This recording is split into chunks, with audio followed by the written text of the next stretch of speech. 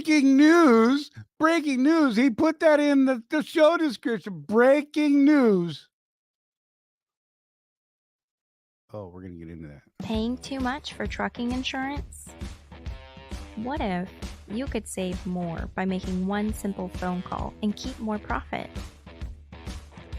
You could very well do just that with one simple call to Seabright Agency, 800-366-6466. Call now. Now here's a question that all owner-operators and small fleet owners should consider. What happens when you access the unrivaled advantages that are available through the ES Advantage program? We asked Jeff and Charley from Contractors Corner to share their thoughts on how they've been able to utilize the discounts and services that are a part of the ES Advantage. Your business will make you money if you do well at that business. And ES Advantage in trucking, they do really well at providing those services.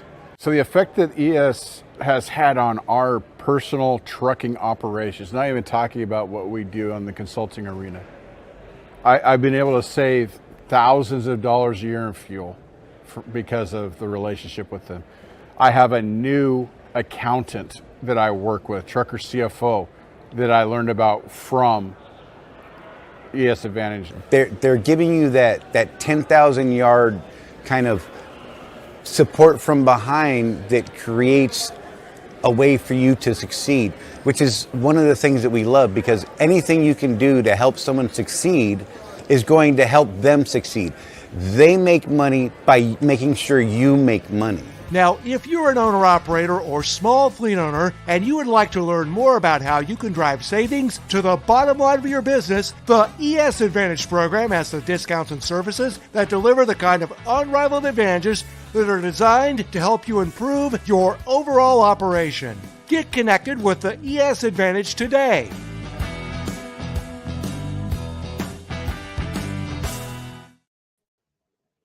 And Charley just left. I don't know what's up with that. How's it going, everybody?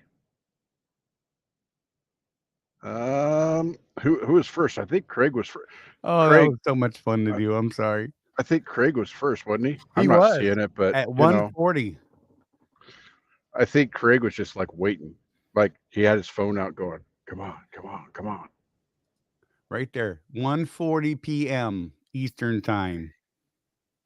And Mike Henderson came out 1:48. Chris Hamilton, 1:54. Just saying. The delay was something special. It's the last day I'm going to have a real beard. I had to trim my mustache because I couldn't even eat my dinner today. I was eating dinner all the way up until I showed up on screen, dude. True story. I was watching him. I was actually literally standing right over there. And I'm like, face. Yeah. I'm like, I wonder if you notice I'm not in the chair yet. Oh, I noticed. Totally mess with you. I was like, I wonder. This would be fun. Yeah, I can't help it. I gotta mess with people, man. Otherwise, I get bored. I don't know. So, hello, everybody. Glad to see y'all. There's Craig with his he's like, I got my own trophy right here. Look, it's gold medal. Josh McLean was here.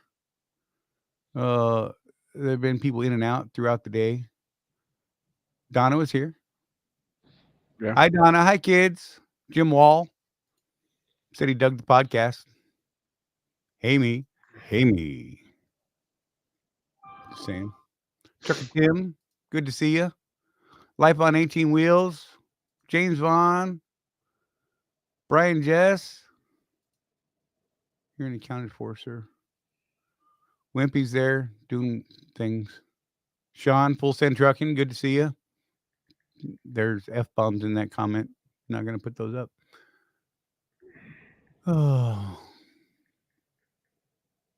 Oh, Timothy said we should get more viewers now since the thumbnail doesn't show the two old guys.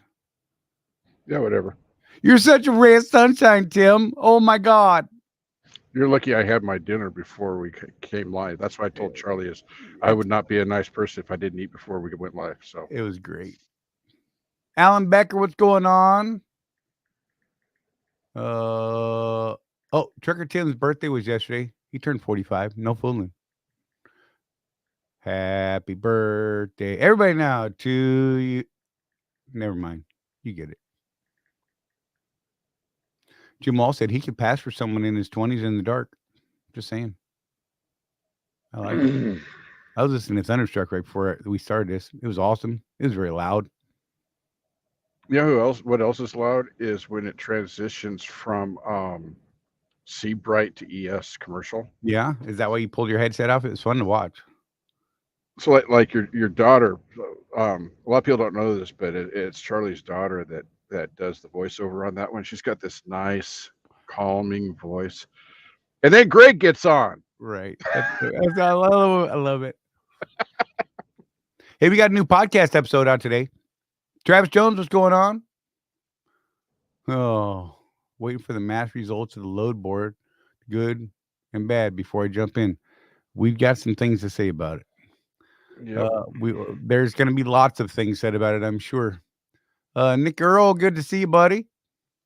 Yeah. You didn't say hi to me. That's probably because it was only you on the screen. That's fine. Whatever. I told everybody you're going to be late, and then you weren't. You snooze, you lose. I dig it, man. That was late. Oh, let's see. James said, "Okay, now I'm late when I've been in the chat." That's funny. Yeah, there you go. Sugar Dan, what's up, buddy? Oh, Barb. Hey, good to see you, lady. Hope everything's going well. I saw you making comments on that video with Brett Stewart about the load board. That was interesting. Yeah. Oh,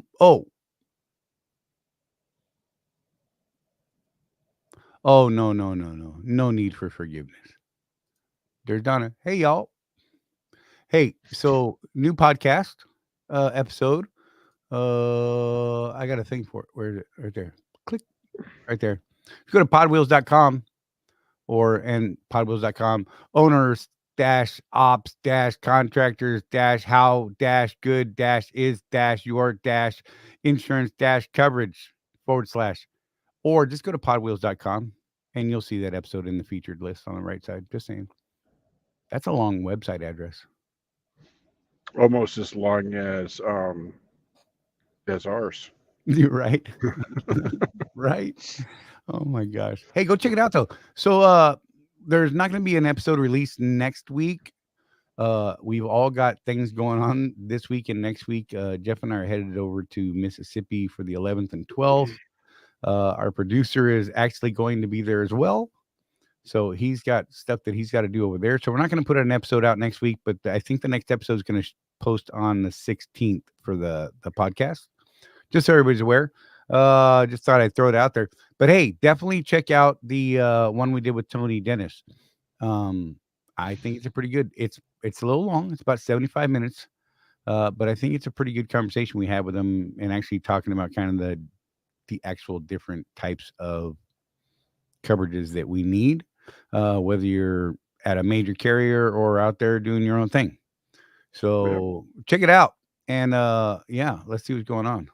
Yeah. Life on 18 with a lot of dashes. So a lot of people might not know this, but the shorter your web address, the more it costs.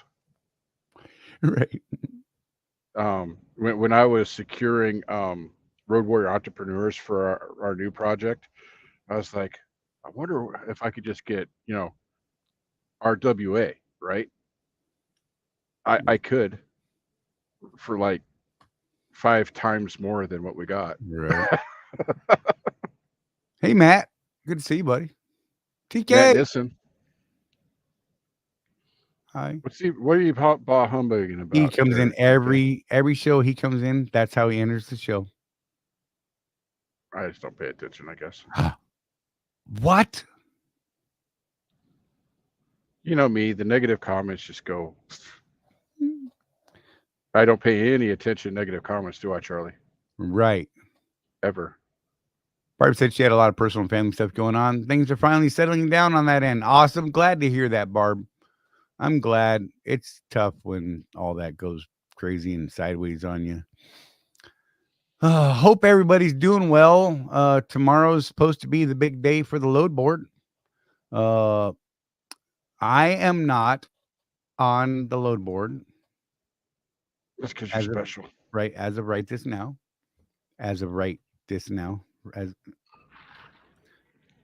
As of right now. Can't talk. Whatever. Jeff is. Jeff can speak more firsthand to it. Tomorrow is supposed to be opened up to all Swift contractors, according to what they've been saying. In 005. In the 005 OTR solo van freight part of the company. So if you're Northeast Regional or Western 11, any of that, nada. Right. It's a pretty small group as far as owner operators go. So Charlie, I've always been lower 48. Right. I never played around other than that experiment I did. What was it, a year and a half ago On the ERF, yeah. on the ERF, just to see how it worked. Other than that, I've always been lower 48. And my reasoning is that unless you live in the East and you're going to drive in the East, so sure, why not get that bump in pay, right? Right. But if you're a West Coaster, why are you limiting yourself to that West Coast freight? Right. I don't get it. I can go to Virginia, I can go to California, I can go. The only place I haven't been is Canada and Alaska. I used to do Canada. Alaska's actually the only state I've never been to. I've been to all four, Right. I've been to 49 out of 50 states. Me too. Never made it to Alaska. I'd like to go. I think it'd be any places to visit in the summer. I want to do one of the cruises up there. I'm not a cruise guy, but they have these cruises that go up into Alaska because for the cruise ships, it's the off season, right? Because you don't want to be down in the Caribbean in July. So they'll run their ships out to Alaska in the summertime because it's pretty nice up there. But one of the packages you could get, Charlie, is they will fly people out to those super secret fishing spots. And you catch your fish and you come back to the ship and the chef cooks your fish for you. Right. All that stuff. I just think that'd be great. Craig used to run Alaska Freight. You ever do the ice road stuff in the wintertime? That'd be interesting. Oh, let's see. So he signed an OTR contract last week. My opener for the load board is this, folks. And Charlie's the nice guy in this one, and I'm going to be the mean guy. Look, for 2 years we've told you what the load board is and is not. Nothing's changed. We've seen people on the Facebooks and other places say, "Well, this isn't what I thought it was going to be." Right. I don't know how you could think it's anything other than what it is. Right. Because we've been with one exception. One exception. We were told all along it would be 3 days of freight. Now it's 18 hours. Yeah. Now it's. I gotta be careful. Now it's 1.5 days. I almost put the wrong finger down. I caught myself. Oh, it's 18 hours. 18 hours. So less than a day. Oh, it's not even a day. Nope. I can't count 36 hours. That's what I was thinking. Duh. Math is not my friend today. I'm not a math brain. I apologize. So my version of Deep Throat in the division, he'll remain nameless on the show, has told me that the reason for the 18-hour thing, and I am going to put my own spin on this, is that the powers that be in the planning department had a hissy fit that we would have access to 3 days worth of loads. Kind of a "you took my job" type of thing. And I'm just saying, they have a live video with the planning department this week. Yep. Make your feelings on that one known, because hey man, the hope for the load board was it would give us a little more freedom. I gotta tell you, this 18-hour thing, that's the one thing that's just kind of, everything else was expected. The no empty miles, that was expected. We knew that going in. But how I was using it when we were testing it, because we had access to, they didn't have a limit on it, like a week. I was getting load from planners, in West Valley. Hey, we got this load for you. Go on to Dallas. Hold on just a second. I would check the load board. Okay, I'll be at Dallas in 2.5, 3 days. Let's see what the freight's looking like over there. That way I could make a better decision on if I needed to go there or not. Right. You know, and I could say with some authority, well, that's a dead zone. How are you getting me out of there? You Right. know, Now, not so much. now not so much. And you know, And you know, they it's the same freight that's being planned on you now. Again, right. we reported that over a year ago. It's AS 400 freight for those of you non-Swifties. Yes, Swift still uses an AS 400. You know, I told my friends that are in the coding and IT industries that, and they all just like shaking their heads on that one. So that was actually part of the challenge of getting this thing going, was getting the new technology to talk to the old technology. Right. That was a big problem they were having. That is solved now. Now, since I got the chance to go on it about 10, 11 days ago, because I was part of that initial test group anyway, so I just got access granted back to me. I booked one load on it so far, one. And basically, I jumped the line. It was 42 miles away from my drop, so not too big of a hit on the empty for a 950-mile load. So that got me out of the Dallas-Fort Worth area and moving. So Trucker Tim said, well, maybe if they did a better job of getting us dispatched, because I find it crazy that they really can't book freight for us when we know often says ahead we'll be in an area. It's the yeah, same. I mean, you know, a lot of people don't know this either. So at Swift, we do macros like a lot of mega carriers, right? We have a set of canned messages that we use, and our macro 10 is to message planners. Once you do your loaded call, did you know that your macro 10 goes to the planners on the terminating end of that load? Right. So if you're picking up in Ocala, right, and going to Dallas Fort Worth, after your loaded call, your macro 10 goes to the Dallas plant, that the Right. Lancaster, Texas planners. That's something that you should probably know if you don't already. Jeff, this is a good one. RC Trucker asked, can you see past the 18 hours? Try to get a heads up on what's in the new area looks like. And that's exactly what we're saying. So you're not supposed to be able to. The furthest out I've seen so far is a day and a half, but that was because the pickup window was like from right now to a day and a half from now. Right.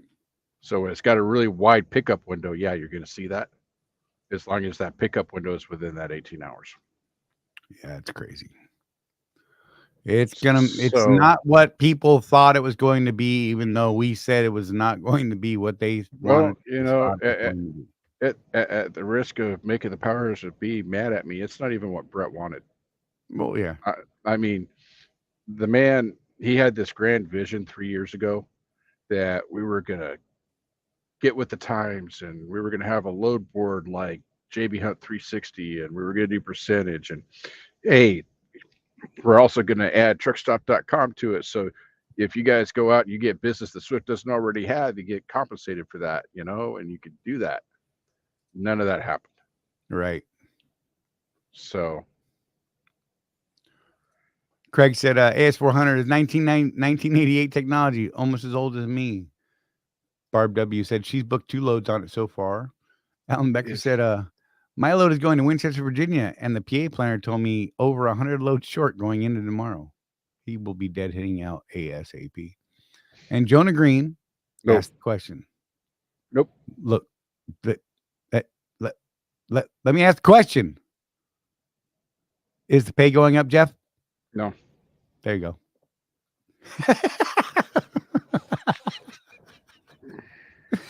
Gosh, he's answering questions before I ask him, man. Look at that guy. It's like he's psychic.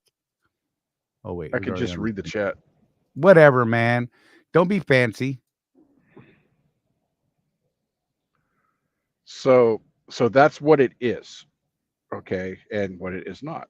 It is not what I would consider to be a load board. Right. I'm just going to say it. This is not the industry standard for a load board. It's fancy macro 10 or and 30. Yeah. And so if any Swift suits are watching us today, go ahead and give me a call. We'll discuss it. I'm going to put it out there. Right. This is not a load board, guys. This is a fancy macro 30. And for those of you that are non-Swifties, what a macro 30 is we send macro 30, select next load, thingamabobber, and it's supposed to send us up to 3 choices at our terminating point, which that hasn't worked in about a year and a half. So whatever. So at the risk of losing our Mr. Swift hats, I'm giving the load board a thumbs down. I can't sugarcoat this for you. That's my opinion. Now, that said, you would be crazy to not look at it, and when appropriate for your business, use that tool. Maybe we should talk about exactly what might be appropriate, Jeff, such as you're in Winchester, going to Winchester, Virginia, and they're already 100 loads short, and it's garbage, and there are loads, let's say a couple 100 miles away, that you're not going to get paid deadhead for. Remember that if you pull it off the load board. But if you were to, say, reposition yourself and book that load, or book the load and reposition yourself and needs a deadhead, and let's say that nets you a 1,000-mile run, okay, that sounds legitimate.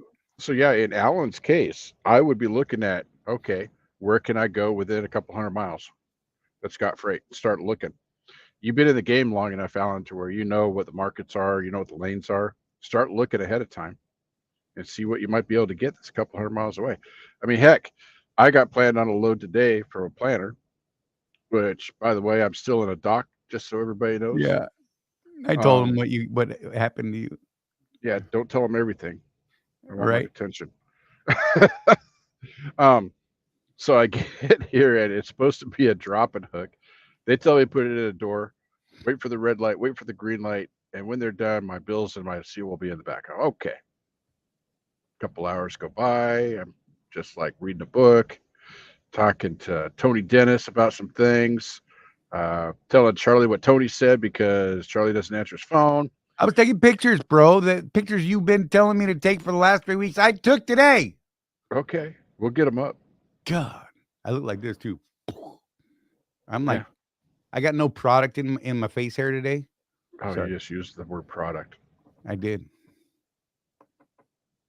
Oh boy, how far the mighty have fallen. So I finally. So this is a facility, by the way, where you have no access to the building. You have to call their phone number to talk to them. And I'm like, hey man, what's going on with Dock 183? And he's like, hey man, let me find out. Like just like that, exactly like that. By the way, it was kind of cool. He's like, so I don't know how to tell you this, man, but we haven't even finished building the load pallets yet. Oh, okay. Nice. So this was a 250-mile deadhead after a 90-mile run to deliver the first load, which was a live unload at a Tractor Supply. And this load was supposed to be a drop and hook. For a 1,200-mile load to the Denver area, okay? So since it's a planner load, I get paid those empty miles. If I had seen this on the load board and it was the only thing out there, and I'm like, well, crap, that's the only thing out there, so I guess I'll take it. I don't get paid those empty miles. So you got to make that decision, that choice. And it's like that in business. You know, we were just talking to one of our members that's trying out the bulk hauling thing. And it's an interesting thing that we're going to absolutely let you guys know more about in the future, I think. We're kind of excited about what he's doing. Right. And we both have paid for a truck, so I don't know. That we could put back in service. So he booked this load. They go through I guess there's a specific brokerages that do this stuff. So they have a subscription to one of those brokerages with the guy that he's leased with. And they're like, hey man, there's these loads going here, going there. And the guy that called him back first offered him, what was it, Charley? $37 a ton? Yeah. And he's like, all right, I'm moving. He's Let's like, do I it. got a load, and it averaged out to about what he's making at Swift on the mileage contract with fuel surcharge and the whole 9 yards. Yep. Just to fill in the So details. it averaged out to about $1.80 a mile. So he's all excited because he's got his load. Well, one of the other brokers calls him back and says, hey, man, I got this load for 57 cents a ton $57 a ton. or $57 a ton. And he's like, oh, Yeah. said yes to that other one. So we were talking about this with him. And, in our little capacity, had our coaching hats on. We're like, so, hey, man, here's part of the game that you're going to have to learn then, right? A little bit of patience might make you a little more money. Yep. Because if you're running a real load board, unlike the Swift one, I can't help myself, Charlie. I'm sorry. It's okay. I'm with you, bro. I'm with you. And you're looking at these loads. I mean, even on that, remember that stupid show years ago, Freight Wars, where you had that dude with the gooseneck, the guy with the cargo van, and the guy with the Class A competing to see how much money they could make. And they were watching their brokerage, and as time ticked by, that rate went up. And it kept going up because, in the morning, I'm sure that bulk is going to end up being the same as we learn more about it. That morning load, hey, man, if someone grabs it off of there, hey, that broker's happy as all right. But come around noon, he's like, gosh, I got to move this grain. And maybe, 50 cents ain't so bad, right? So, yeah, when you're running a real load board, guys, you gotta have your system, right? You gotta kind of get in with these brokers and say, okay, we kind of know that there's this thing in the industry that brokers are ripping us off. I don't think so. Right. It's business, man. Just like I don't think Swift is ripping us off or is shilling us down the river. It's just business. Now, I can choose to no longer do business with them. That can happen. Same thing with brokers, man. You find a broker that you think is dirty, hey, man, don't use that broker ever again. That's how you handle that. Right. There'll be other fools that take that cheap freight, as they call it. Let them do that. You find a broker that you could build a relationship with, that you could kind of see how they do business. And then hey, that Johnny guy, he's going to post a load probably about 6 a.m., but I'm going to wait to bid on it until 9. Right. Because he's got to move that freight today, right? Now, it's a gamble, right? Because some other person, did I do that right? Yeah. Might take that load for 80 cents. That's a possibility that you can lose loads doing that. But hey, if you know your numbers, like this truck right now, I've had it long enough now. It costs I've got the fuel figured out, Charlie. It's 49 cents a mile for fuel in this truck. So that's 4 cents a mile more than my 16 was. But remember how cheap freight was most of the time, or how cheap the fuel was most of the time I had that. At one point, it was back down to around $1.50 in certain places. Right. So, that truck's got 8 years of history on it. So, of course, with the way fuel has been recently, my fuel cost is up. Even doing everything right, you can't help it. So, you know what else is up, though, Charlie? Fuel surcharges. Right. If you have a contracted fuel surcharge like the guys at Swift do, we're at what? 55 and change this week. 0.452. Or 45 and change. Yeah, so, damn, fuel price dropped to $3.99. Yeah, great for the economy, bad for us.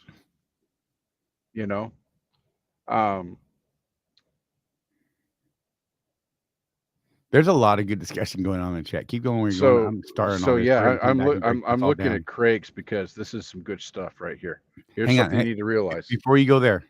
Is there a follow up or lead up to this? There. Hit the starred folder first. Hit the starred folder. Yeah. Okay, so we still start with Craig though. Yeah. So Craig, how many times will you sacrifice 300 miles empty? Do it 5 times, you lost $12.75 in revenue. That is true. Life on 18 Wheels said that's hogwash in my opinion. Alan Becker said, still worth it, Craig. Trucker Tim said, better than sitting and not making anything, but my truck is also paid for. Life on 18 Wheels said, Alan, I can't see the justification. And then we get into Craig down here, 100 empty miles of 50 loads, 4250 in lost revenue at a higher loaded mile rate. Yeah, it may be more justifiable. I just don't see it. And Alan said, well, that's true, Craig. But what's your fixed expenses? Most of Swift contractors don't have a paid off truck, and they'll need to run to cover those expenses. And Right. I think this entire conversation is really good. So, let's just do mine real quick because I happen to know some numbers off the top of my head. Well, while you're doing math, I'm going to say something real quick. So here's part of what we're saying, though, Craig, just to be more clear. I would not be doing this for every load. No, absolutely not. I mean, I would say look, I've been known to eat 1,000 miles to reposition myself to get a load. Right. Rather than sit for 2 or 3 days waiting on a load. Well, you and I were just discussing this, Charlie, back when we actually had transcontinental freight. Right. If I had a student that was able to actually team. So for a while there, it was a 6-week program. I haven't done that in a really long time. So my MO with these guys was to go out for 3 weeks solo. Right.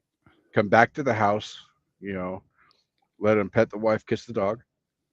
And we would go back out for the final 3 weeks. And if they were able to do it, we would team so that they got a feel for what teaming was. And if they were able to team, you know what I would do? I would just go grab a trailer out of the Troutdale yard and head for Sacramento because that's where the Transcon freight was. Right. You could get down to Sacramento, and back in the day, you could run Sacramento to Newark to Sacramento, and just do that for like weeks. That would be about 3 students a year, by the way, just so people don't say you're such a hypocrite. You're always saying don't use students for money. Well, when you got a good one, I mean, come on, man. Right. Some of these guys, there were some that were worth doing that with, and you were comfortable doing it. Mm-hmm. If you can't sleep in the cat while they're driving, that's a no-go right there. Right. Go ahead. Go ahead with your math, man. I apologize, Jeff. Okay, I just wanted to get some clarification out there. So I already told you that my fuel cost me 49 cents a mile. I'm going to base this on a 2,000 mile week because that's what Swift says the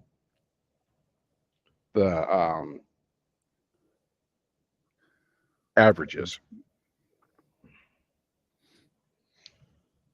So my insurance at Seabright with the new truck cost me $156.92 a week.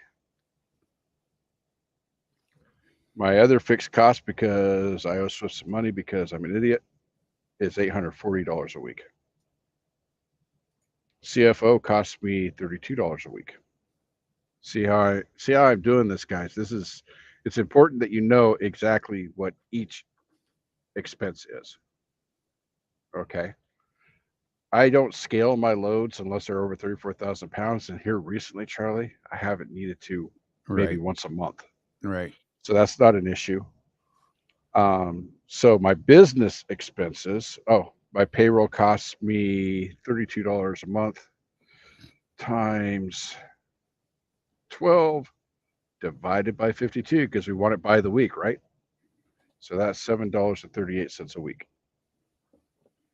So let's run some math here. 156.92 plus 840 for my Swift stuff plus $32 for CFO plus $738 for payroll.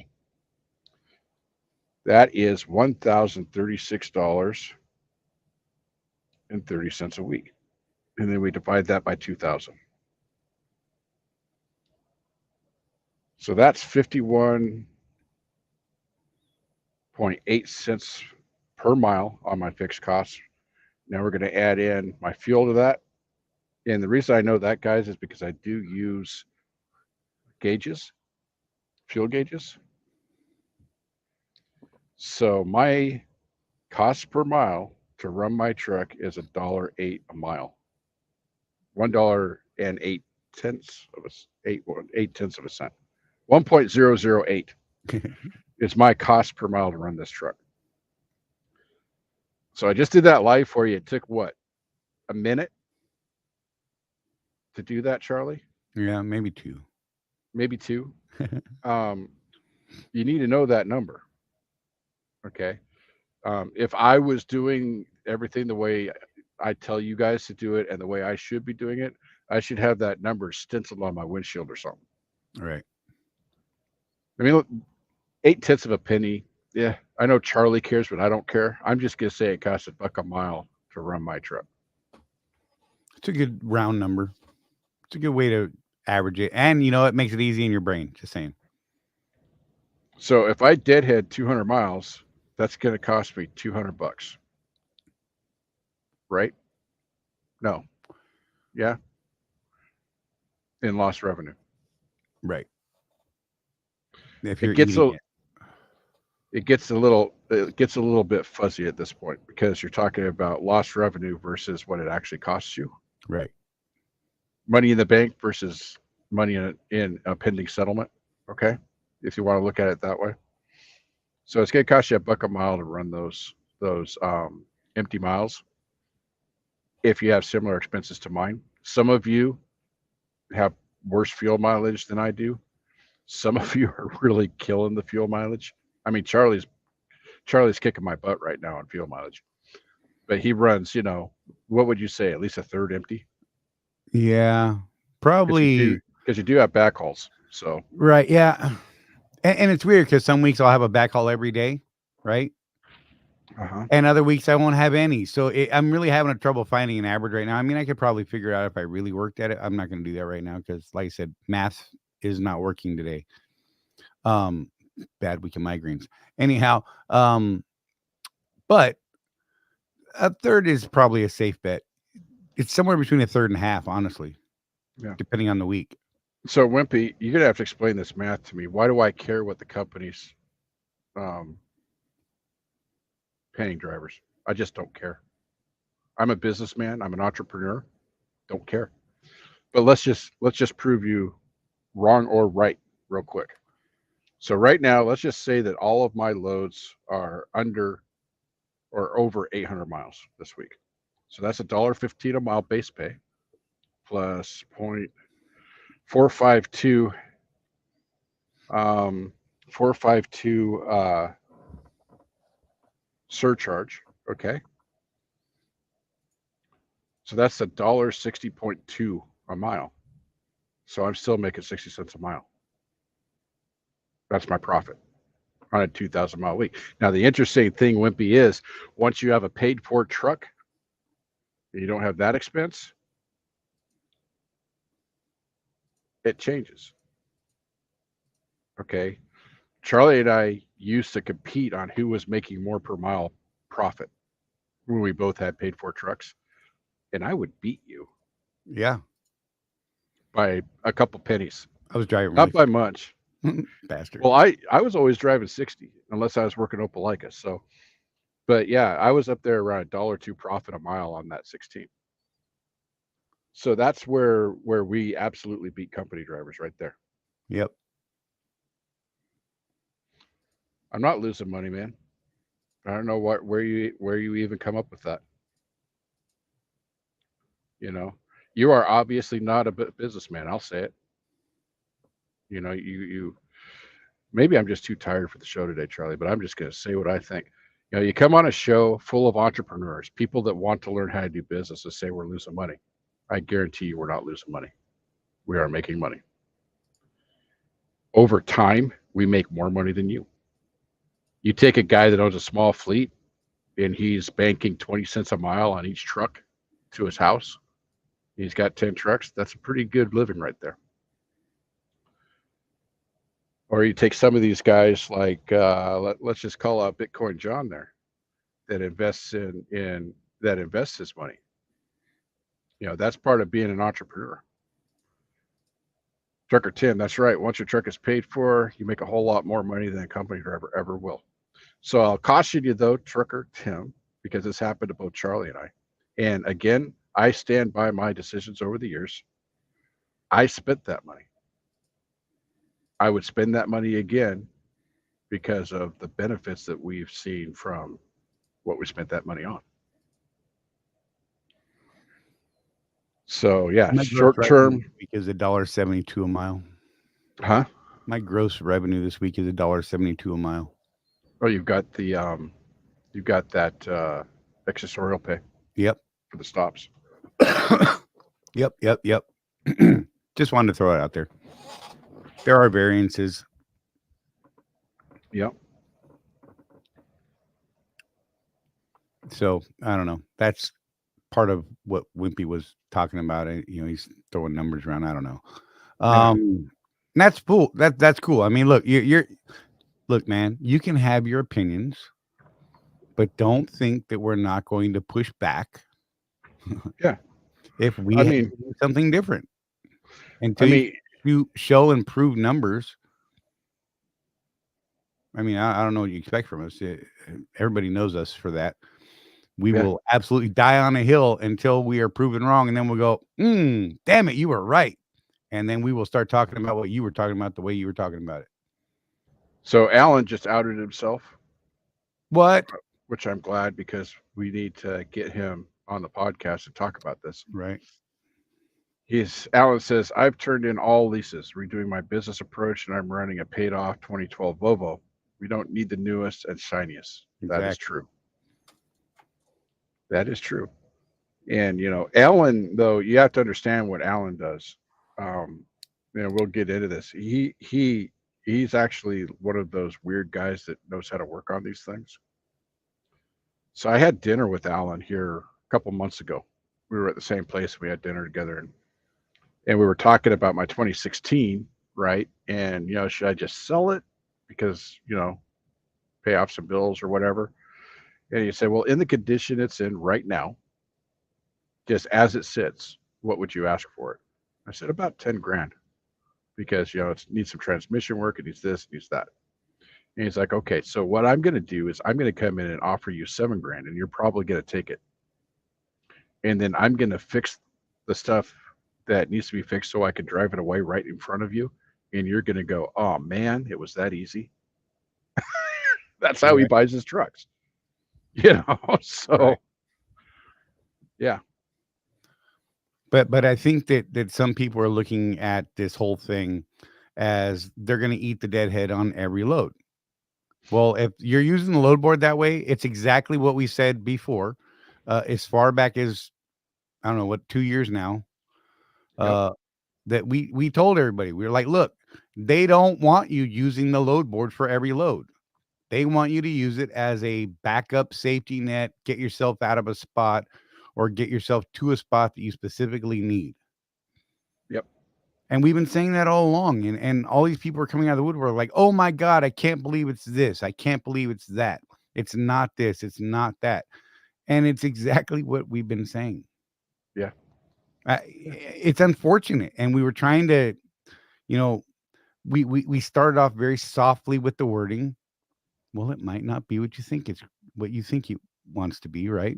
And then we're just like to the end of the point where, look, it ain't that. It's never going to be that. Not that we can see. Mm-hmm. Do they want other things? Abso-freaking-lutely. Yeah. I want world peace, bro. May not get that either. Right. Just saying. So we got to call out Full Send Trucking here and his 5 boats. Right. My net pay was more than most company drivers gross. Okay. You drive team with your wife. Yeah. That's the thing. And I know of no company driver who gross pay exceeds my gross for the year north of 150. I think so. No gross pay from a company driver exceeds his net pay for the year of north of 150. I hope so, because I know that his gross is closer to 280. Right.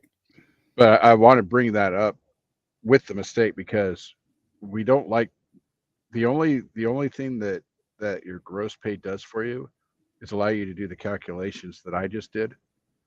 So you can figure out what your profit is. So yeah. I actually have a whole thing about that's stewing in my mind. Other reasons why gross pay is important, but I have to think about that a little more. But you talk to some of these guys, independents with Long Nose Pete's are famous for this. I make $300,000 a year. Right. Then why are you driving a GMC Gremlin at home? Oh, well, yeah, well, you're making about what I make. Okay. After all your expenses, which is cool. But let's talk real numbers here, man. Trucker Tim was talking about it's about the freedom. He was responding to Wimpy earlier. It's about freedom of being an owner operator versus a company driver. I can go home when I want to. I can stay home for as long as I want. I don't have to worry about force dispatch, etc. Wimpy said he'll just take his 80,000 a year and never a zero paycheck driving a new truck. And you know what? Absolutely go for that, bro. That is your choice. And what slightly, well, okay, not slightly. What bothers me in your statement right here, right now, okay, is that you're saying your way is the only way and it's the best way, and all of us are idiots. And to that, I say pound sand, Sparky, because you're wrong. I cleaned that up very well because that is not what started to come out of my mouth. Just so we're clear here. And if you went to work for Walmart, you'd make closer to a net of about 120, 130. Right. So why aren't you a Walmart, bro, driving a new truck there? I mean, yeah, they switch their trucks out every 3 or 4 years. Yeah. But at the same time, look, man, that's a choice you make. This is a choice most of us make. What you don't have is equity in a business. You don't have any growth potential. You have no. You're going to stay doing exactly what you're doing for the foreseeable future. In fact, in your words, you're going to do that till the day you die. Which is fine. Yeah, if that's what you want. But one of the things that I don't know how old you are, but as you get older, you start looking around, going, you know what? I just want a little bit more. And I don't mean money necessarily. I want more time. I want more. Whatever, for us, it was we wanted to move out of Oregon. Thank you, Donna. It took a lot of effort. You just don't know. I had to stop them all mid-word. Oh, sorry. I do. And TK, go ahead and put TK's up there. Yep.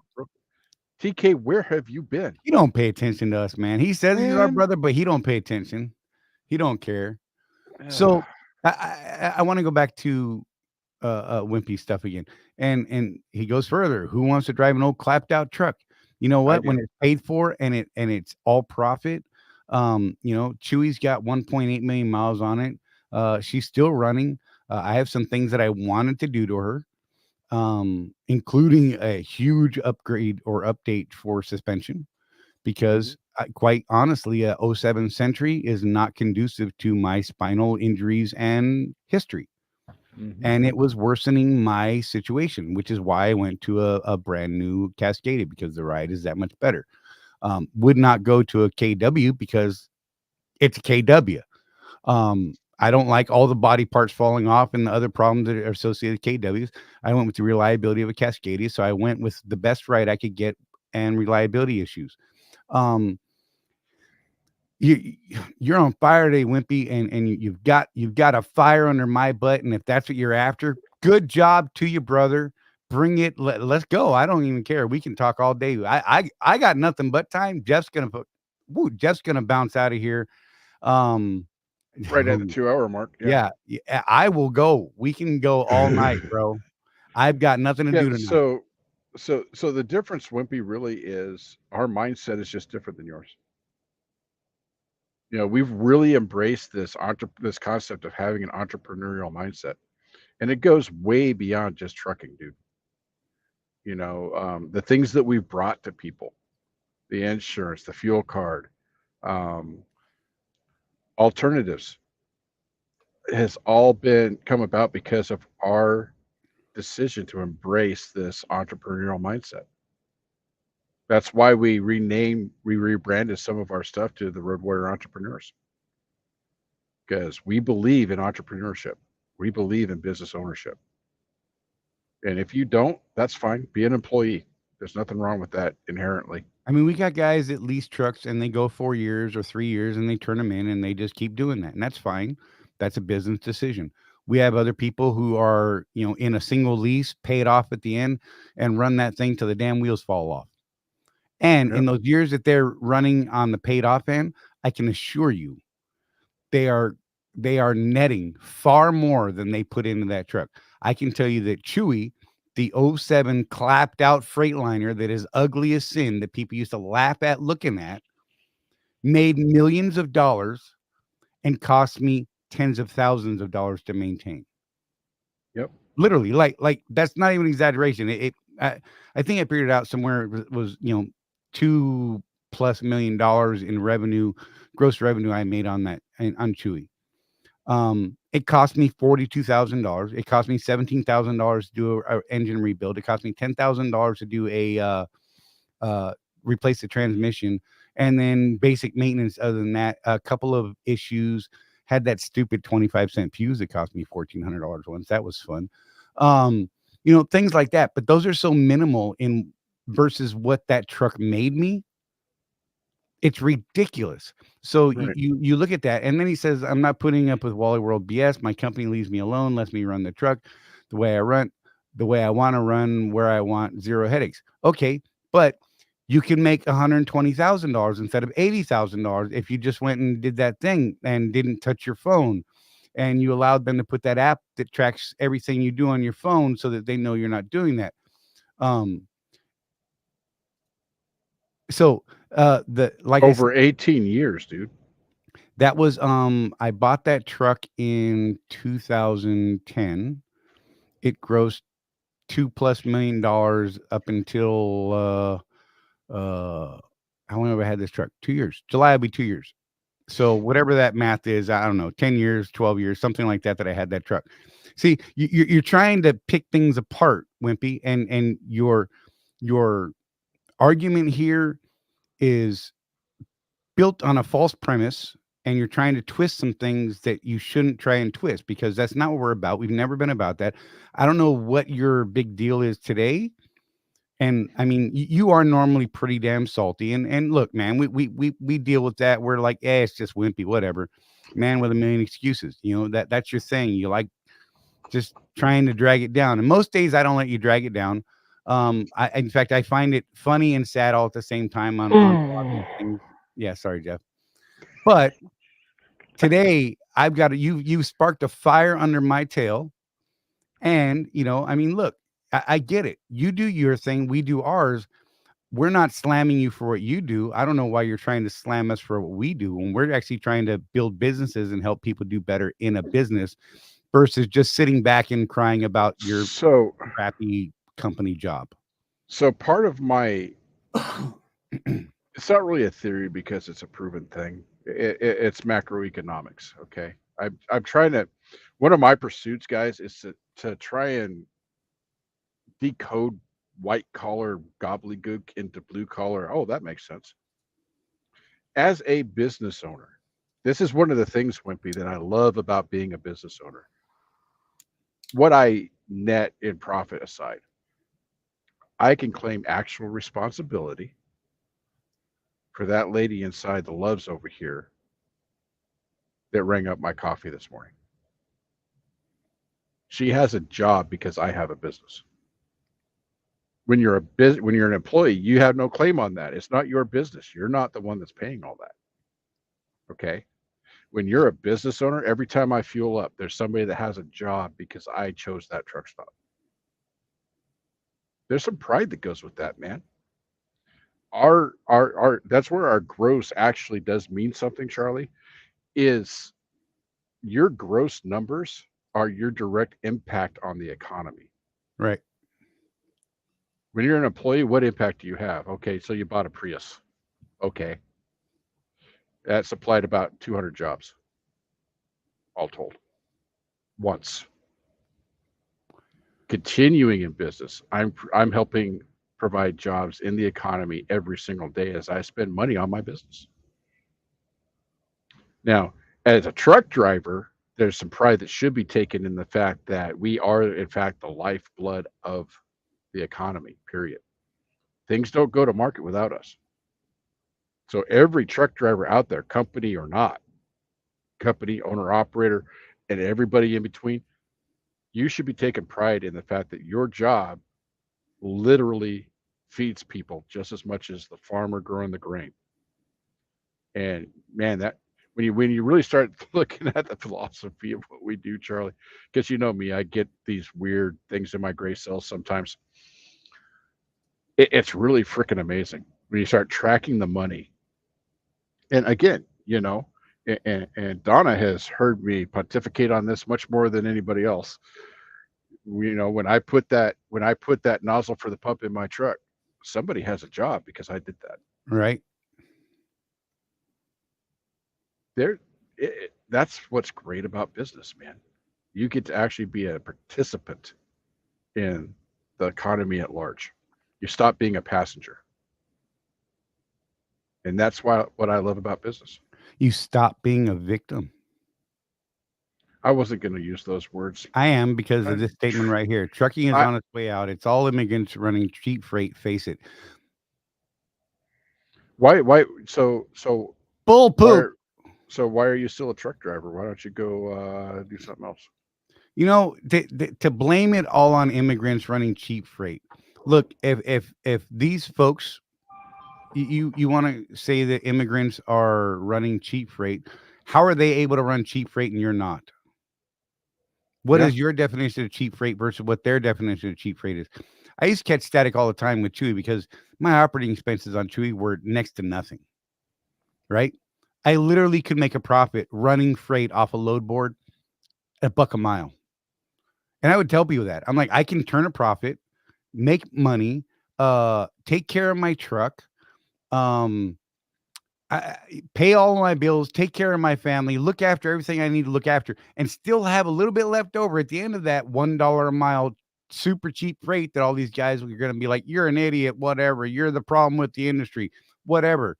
If I can run my company or my business that efficiently, why am I the problem? Why is it I can do it, but you can't? Oh, I have that argument on the Facebooks all the time. I know, man. It drives me nuts, man. I don't make any money for less than $2 a mile. And I'm like, I don't know why. Because you're running a big flat front square hood truck. You're doing 89 miles an hour on your 75 mile an hour speed rated tires. You're getting 2.7 miles per gallon. You're running a stretched out frame. Look, man, if you can afford it, do it. If I didn't want to make money, and I can go do that. I think I've told you this before, Charlie. If I didn't have to make money, that yellow Peterbilt that's at the Iowa 80 would be my truck. Right. I love that truck, man. Good God. If I did not have to make money, you notice that it sits there in their little museum all the time. I'm just saying. RC Trucker, I saw your question. I'm going to come back to you. I just want to get over this stuff first. Alan said that he's grossed over $1 million in less than 3 years, built a 5-truck fleet, and it was working at the time. Now, after some time and a F ton of number crunching, it didn't math out. He stepped back and realized that in the end, it wasn't going to work the way it was anymore. So yes, turned it all in, and I've paid off an older truck. My truck cost 86 cents per mile to run. My profit is, and I lost it after that. Craig said, going back to the load board stuff, that, and I agree with you. And Jeff and I actually had this conversation earlier as well. And I said this very same thing. He said there will be a lot of drivers that use it for every load. Why? Because they don't teach or direct owners to where they can learn how to run their business. And which is a damn shame, because look, I'm not saying we're the only thing out here. I tell people all the time, I would not be in business today had I not been a Kevin Rutherford listener. I am in business because of Kevin Rutherford and what he taught. And a lot of what we teach, Kevin Rutherford still teaches to this day. It's not secret. It's not magical. It's common sense business, right? Yeah. And so if people would just seek the education and not just blame the carrier for every damn problem they have, and take a little responsibility and, put on your big boy pants and actually pay attention to what it is that you're doing with your business or your life or your own personal finances, then awesome. If you're going to complain about all those things and do nothing about it, then you're the problem, not everyone else. And, the circles that I run in outside of trucking, man, You want to get them on a soapbox like Charlie's on right now, you start making excuses for your life. Oh, These people will not have it. They will look you right in the face and say, "Why does I'm gonna get a little political, but not too much here. Why does your life depend on who the president is?" A lot of people think it does, but why is that? Why aren't you doing things for yourself? You know, the political winds in this country shift like every other freaking day, right, Charlie? exactly. You do you, you live your life, your best life, and you plan for that next level and always level up, always level up, always level up. Because when you stop leveling up and you become stagnant, that's not where these people ever want to be again. Why is the turnover rate in trucking 99%? Because that's what it deserves. Wimpy, your You're not attitude is part of the problem. You know, I'm not going to argue with that though, Wimpy. You're absolutely right. Trucking is a hard job. Most people come into it and have no idea. Right. It's like, oh my God, I just lost my job. Let me go be a truck driver. All I got to do is hold a stupid steering wheel. It's fine. And then they get a big dose of reality. That's what And happens. in less than a matter of weeks, they're out. Mm-hmm. Because they didn't know what it was. They did no research, And then no education. Then they owe some mega carrier $6,000 for training on top of it all. You know, I shouldn't laugh, but you know, some of these things, if you're not laughing, you're crying. RC Trucker, keep them coming, brother. I'm stacking them up right now, and I swear I'm going to get to you. I promise you. So here's the thing, Wimpy. Good on you for not being part of that 99%. I'll put a positive spin on that one. If 99% of truckers quit and we're still here, that means we're 1%ers, all of us. Whoop, whoop. Should we get to RC and get you off the soapbox a little bit? Wait, I got to say hi to Disha. Disha, I love you. Big hug, girl. You know what I mean? I love that. You guys, I wish, Jeff, you need to meet her. Okay. You are absolutely going to love Disha. She is a phenomenal person. And in the face of horrible crap, just worst days ever, you can find a smile on her face. Excellent. I'm thinking the exact opposite of Wimpy McPote. The other end of the rainbow. Disha, I love you, girl. Oh, thank you. RC Trucker, I'm going to go back to the first one. I need to take a break, Jeff, in my brain. RC said, can you use me as an example? 22 Cascadia, standard lease, 3 years left. What should I be doing for maintenance account and such? Let me go through all of them real quick, Jeff. And if you need me to, I'll go back and break them down one by one. What are some good examples of when to use the load board? And he said, I'm looking for an overall game plan. Want to hear what you all have to say, how to be the most successful I can be. Those are awesome questions. Thank you. You want to start? Hold on. I got to respond to this message. Uh-oh. Message is the phone's going off. Jeff's looking at it. Someone's hollering at him. If it's one of you, we're going to fight. 4 hours of time has expired. Oh, detention. Yeah, baby.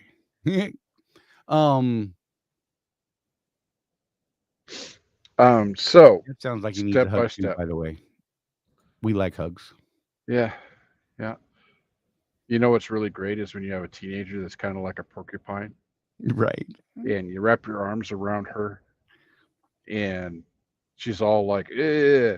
Yeah. But she melts in your arms. Yeah, I was gonna say you feel the shoulders drop. It's like, see, I told you needed a hug. Right. And then she turns back into a teenager. I need one right now. Wimpy's got me tense, bro. I still like you, Wimpy. We're good, bro. I'm just saying. I just don't dig the argument. So let's do the maintenance stuff first because okay, pull that back up. Charlie and I had differing opinions on this for years. There are different ways to do this. Right. If you are disciplined, which most of us are not.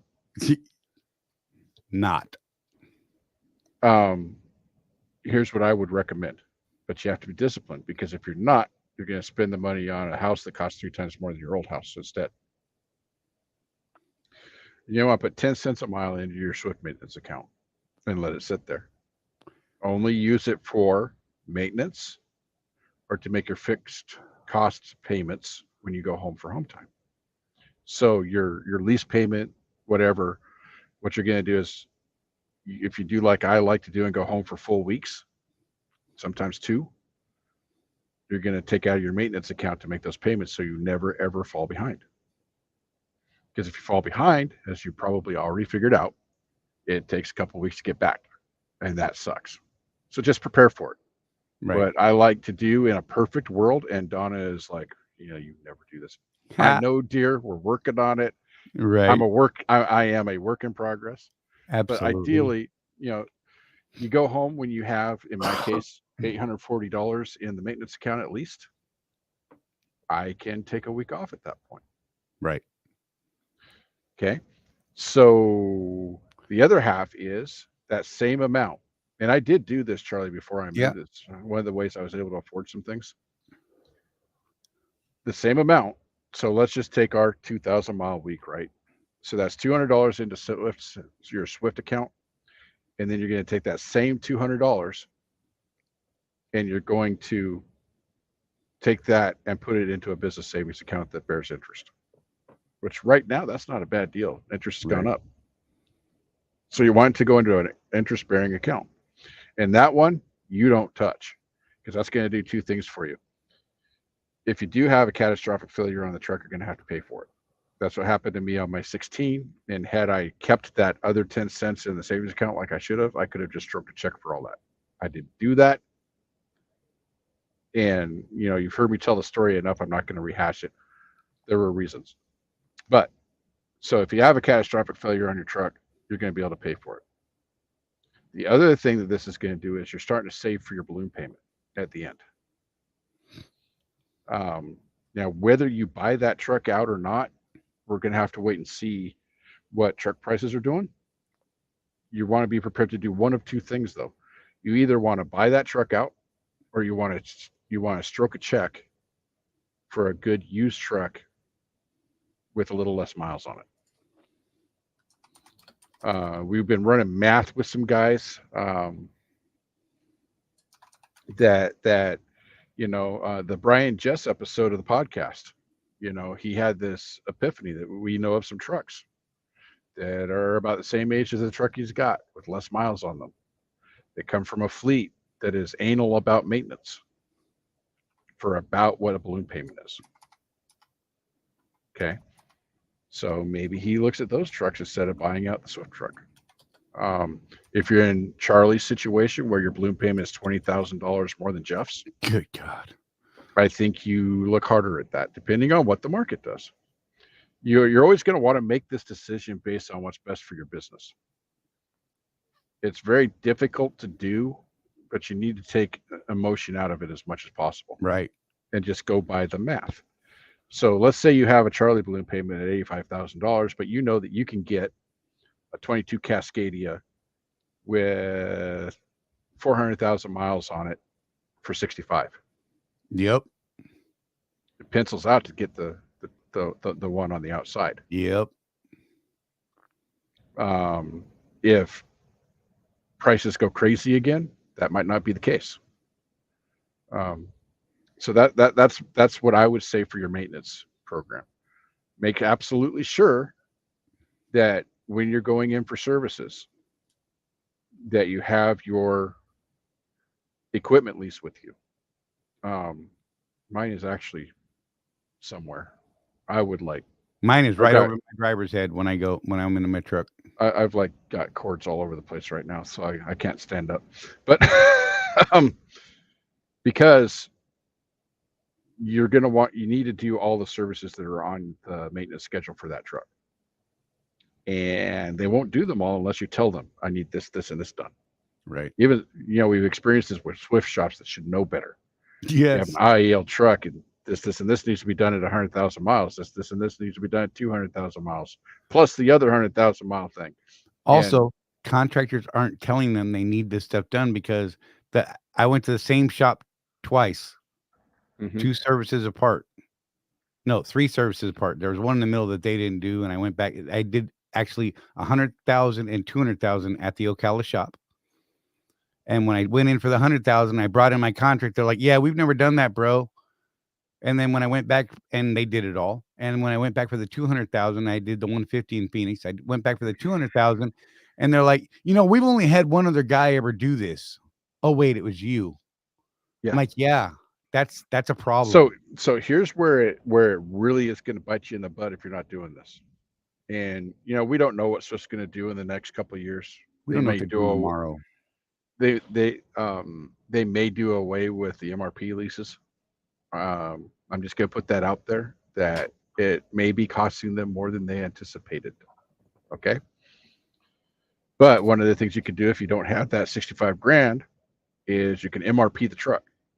So you got another 3 years, lower weekly payment with an extended warranty on the truck, and a much lower balloon payment at the end. That is another way to do it. Oh, I forgot the other Charley's way of maintenance. Just put 20 cents a mile into your maintenance account at Swift. Yeah. And try to forget about it and don't use it for Vegas. That's probably the best course of action for most of us, because again, like if you guys are familiar with like the differences between, say, Dave Ramsey and Robert Kiyosaki. Now, a lot of people don't know this, but they are actual friends, like in real life. They're actual friends. Right. But they have two totally separate views on money. Dave Ramsey says never go into debt except for a house. That's the only thing you ever borrow money for, because who's got, $1 million for a house? Right. Right. Robert Kiyosaki, that guy has no cash. He's leveraged into the billions of dollars. That's his way to wealth. Both take extreme discipline. On the one hand, with it's so easy to get credit these days. People fall off the Dave Ramsey plan in if they make it a year, I'm surprised. Don and I made it a decade on his doing what he taught, and then I was an idiot. It wasn't her. But my thought was, okay, I want to buy this house in Utah, so let's start working on our credit. So I got some credit cards, and then the pandemic hit, and then this happened, and then that happened. And before you know it, you've got a maxed out credit card that's useless to you. The snowball. So that's the thing with the Kiyosaki way. If you're going to leverage yourself, you better be able to make those payments every month. Be disciplined enough to do that. Right. I don't want to get too much into it because we're not financial advisors, but the theory with him is to leverage. Well, let's just take real estate. Real estate guys do this, and it's all over the midnight TVs and the interwebs. Right. So you get a house at a discount because it's a foreclosure. Let's say you bought that house for $200,000. So then you refinance that house for $250,000. That cash is your cash to live on for the next year. That's how they're doing it. Because remember, we had that question, Charley, when we were reading through Kiyosaki stuff. How does he buy a pizza? Right. Right. Clearly, he's got some pocket change, right? Yeah. How does he tip the cabbie? Right. But so both extremes of financial how to build wealth both take extreme discipline that most people just don't have. That's why most of us are not 1%ers. That's just the fact. So what you have to do is you have to know yourself. So I know that if I have money, I'm going to go get 5 Papa Murphy pizzas for movie night when I'm home. So I need to have that money someplace that's a little harder to get to keep me from spending that money on 5 Papa Murphy's pizzas. The way Donna and I did it when we were really into the Ramsey thing was our emergency fund. And that's the other thing that you need to think about is you need your emergency fund of about 6 months worth of expenses, including your business. That's really tough to do, by the way. It is. We took our emergency fund and put it in a credit union that was separate from our bank and did not have a debit card or anything for it. Right. We had to physically go to that credit union to get money out. That's the way to do it. Make it hard. So with credit cards, one of the tactics I've heard people use is people freeze their credit cards in a block of ice. That's a trip to me. Well, if it's for emergencies, It like makes people sense, say yeah. it is, Yeah, right? yeah. I just had this vision, and it's funny to me. Yeah, don't microwave it because it'll, right. It's got that metal strip in there. So where are we at with that question? So we've done the maintenance, how to plan to buy the truck out or not. I think you did the first half. And as far as buying that truck, again, I'm in a 22 also, so I've got at this point 18 months left on the lease. It depends on what the market it does in that 18 months and how much money I can scrape up. RC, one thing a lot of people do, they get into the game, the entrepreneurial game, right? And they start making typically larger weekly settlements, so larger paychecks.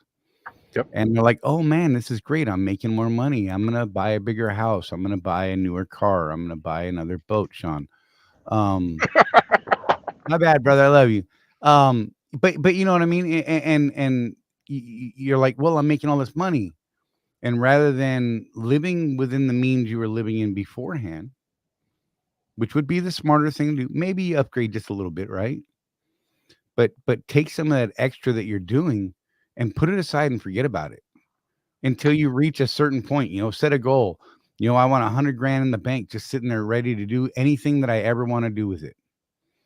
Whether it's to protect your business, pay for a bill somewhere down the road. Maybe it's take a fantasy vacation, whatever, man. Right. But set that aside. Don't live right up to the top of your new means, because those new means in this industry and in this game do this. Yep. And they can do that on a daily basis. They can do it on a weekly, a monthly. It could be every couple of years. There are cycles. Okay. But what a lot of us do is we're like, oh, we're making more money. Let me go buy a new car. And now they're living at the extreme end of their ability. Right. And then something happens, or the economy changes, or the freight market changes, whatever. And now you have no cushion. You've got zero room to breathe. And now you're reacting to this, oh crap, what just happened? And I mean, look, I'm guilty of it. I've fallen into it. And not only once, but multiple times. It's really easy to slip into that. It's hard to get out of it. And then when you do get out of it, you're like, I'm never going to do that again. A couple years down the road, guess what? It really is about getting discipline and just sticking to your game plan, right?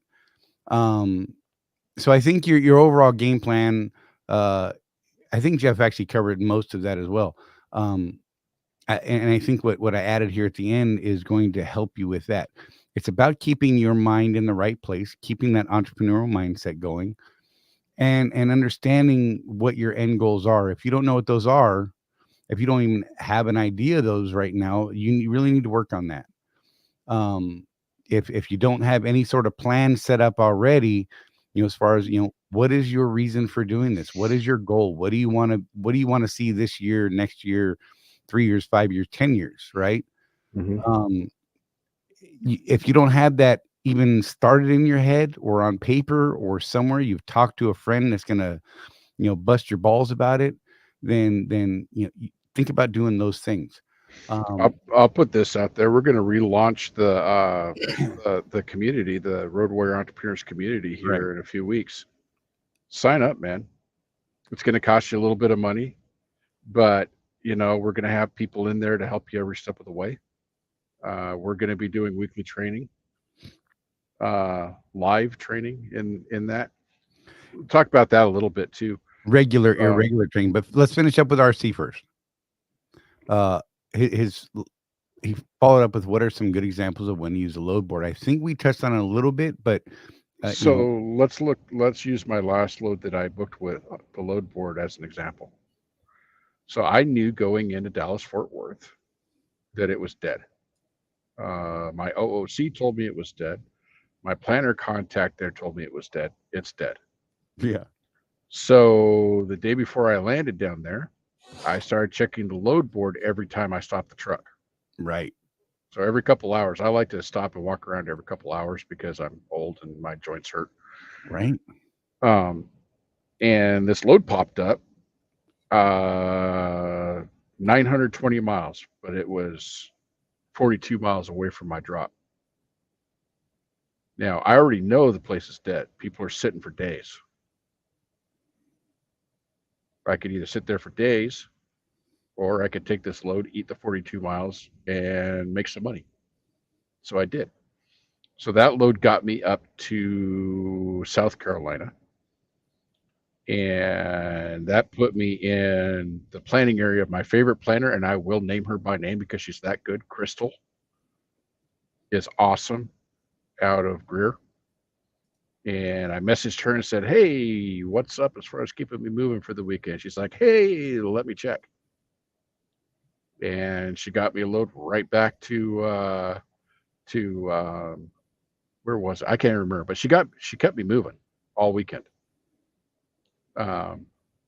So the other thing to keep in mind is that, and Sue Smith is someone that I talk to when I'm on the East Coast. She's the OOFC at Swift for the Eastern region. And they do a lot of same day bookings over there because of the ports and stuff. They actually don't even know what's going to book that day half the time. So get to know your markets, your different lanes, get to know the planners that plan those areas. And, Charlie, there's a reason why I don't give out my list. Right. You need to build your own list. This is part of the process, folks. And I don't care if you're working with brokers, you're working at Landstar, or you're running the JB Hunt 360, whatever. Don't go off of somebody else's list. Build your own list. Do the work. Build the relationships. If I gave you my list, like if you were to direct message, if I gave you Crystal's direct message code and you message her, she doesn't know you. She knows me. I'm over there a couple times a month. I've gotten to know her a little bit. One of these days I'll actually walk in there and meet her, but the Greer terminal is kind of iffy as far as getting in and out. Especially in the wintertime, man. I was there in the wintertime one time when their lot was actually icy. And that hill going down to the fuel islands, you guys that have been there know what I'm talking about. It's a hill getting into the fuel islands from the upper yard. Man, that's a scary proposition right there.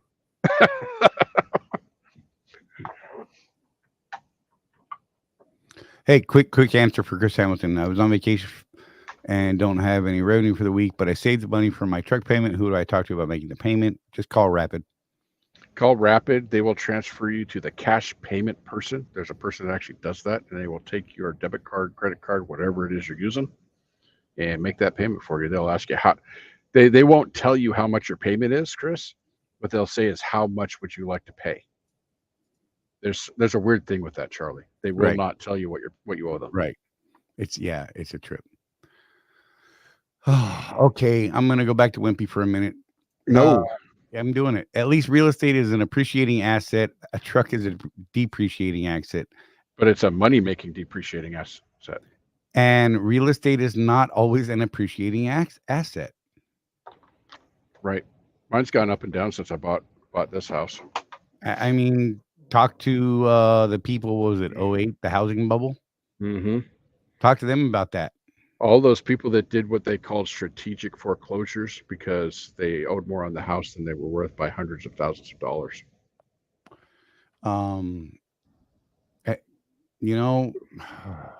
There's a movie about that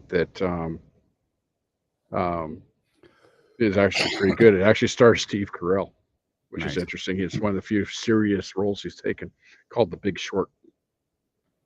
He also said every truck driver should own land and houses. Repairs are much cheaper in houses. Laughing his butt off. So I owned a house in North Carolina that I had renters in that destroyed 2/3 of the floor, not just the floor, the subfloor of the house. Was not cheap. Lost the house. Got rid of the house. Lost the house. So, you know what? I didn't lose a house with Chewy. Nope. And I laid out what I spent on Chewy and what I paid for Chewy. I don't know. You tell me which one made more money.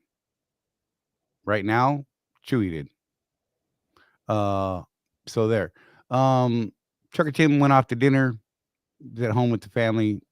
Tim, we'll see you later. Thanks for popping in, man. I appreciate you. And Mike came up with a great statement. The key is marry someone that has discipline. Amen. Man, that would make it easy. And it will hit you with a stick every time you spend something you're not supposed to. Right. Donna was following up with RC. Avoid anything that locks you into reoccurring payments like the plague. That's sound. Mm-hmm. You know, if you can't pay cash for it and it's something that you don't absolutely need right this second, I don't know. You know, and that as well. There's a real issue in Western culture. It's not just in the United States. It's Western culture where we have a hard time delaying gratification. Bro, I am all about instant gratification, bro. That's half the battle right there. Is if you can discipline yourself. And so some of the training that I've gone through gets a little bit more philosophical about discipline. And discipline is actually, Charlie, where things start. It's not where it ends. Right. If you're disciplined enough to build a habit, the habit is where the key is. The habit of I've fallen out of it because of freight market. You know, I am with the rest of you guys. I'm spending every penny on my bills. You know, it's really hard to save money in the current market conditions. But I still take my 10% that I put into savings of my settlement. I still do that every Monday. I have a habit of putting that money into savings. Now, a lot of times I end up taking it right back out. So, Jeff, why do you still do that if you know you're just going to take it right back out? It's about the habit. Because on weeks that I don't need that money, I had the habit. That money's already gone out of my account that I have access to with the debit card. It's gone. Right? That habit allows me to save when I can save. Does that make sense? Yep. It's not a question anymore. It's just, here's the settlement. It's $1,800, so 180 goes into savings right now. Boom. All right, what's next? Payroll. Okay. Boom. What's next? What's next? What's next? Oh, right. I'm at the end of my money, but I had that $180. Cell phone. Boom. Mm-hmm.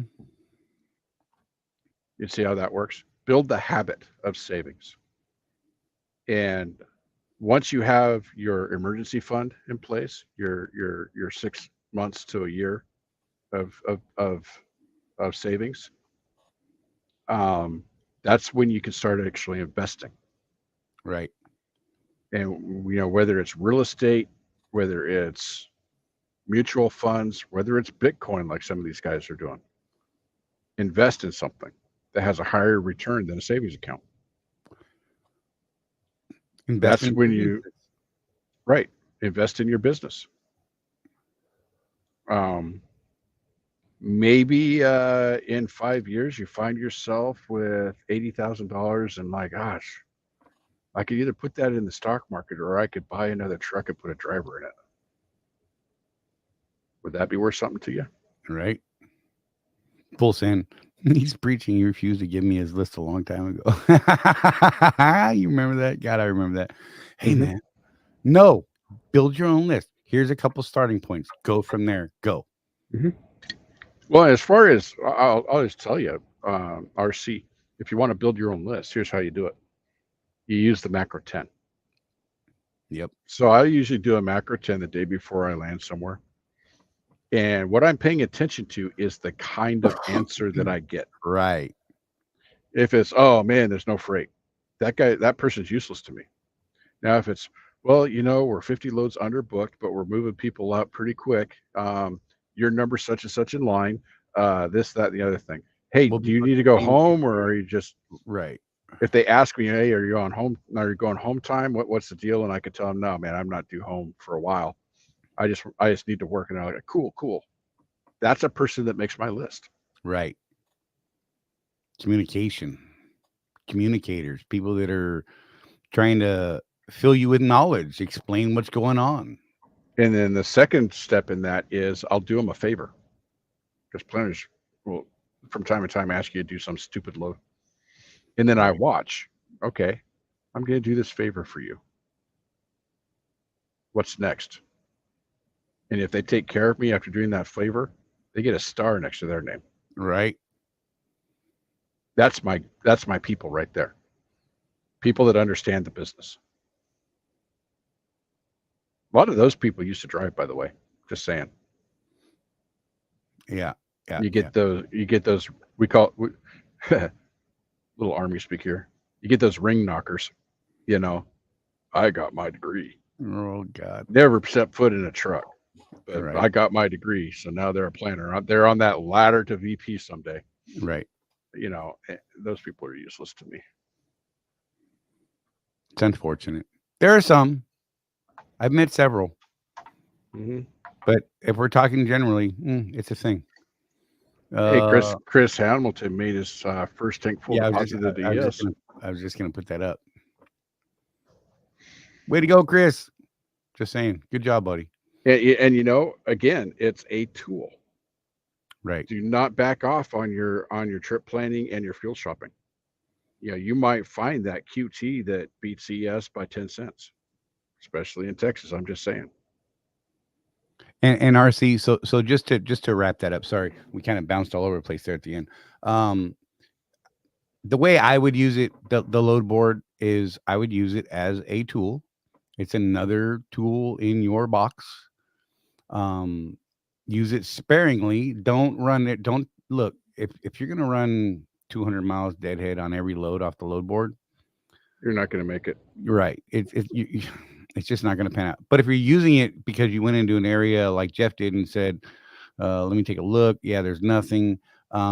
Maybe then it's worth, 250. Like I said, I've done 1,000-mile relocation on myself at my own cost, completely ate the entire 1,000 miles to get a load that netted me, a 1,500-mile load backed up by another 1,000-mile load and maybe another 2,000-mile load after that, over a period of 5 days with a team.